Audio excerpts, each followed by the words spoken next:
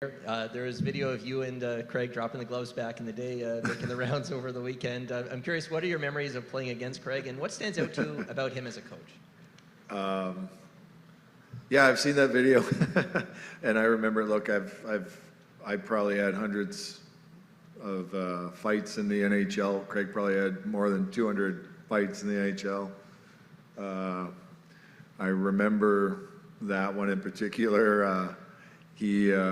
I think I was around 19.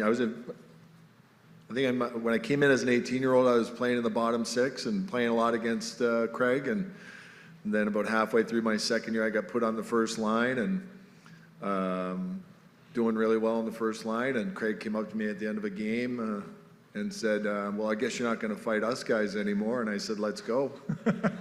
And at the end of the fight, I said, you know what? He might have had it right. Maybe I should stop doing that. But he was a competitor. He was a guy that you always knew when he was on the ice. And he's translated that to his career in coaching.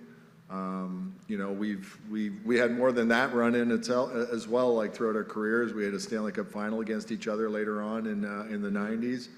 And he was just a guy that played a long time and played the same way a long time, and was a great teammate.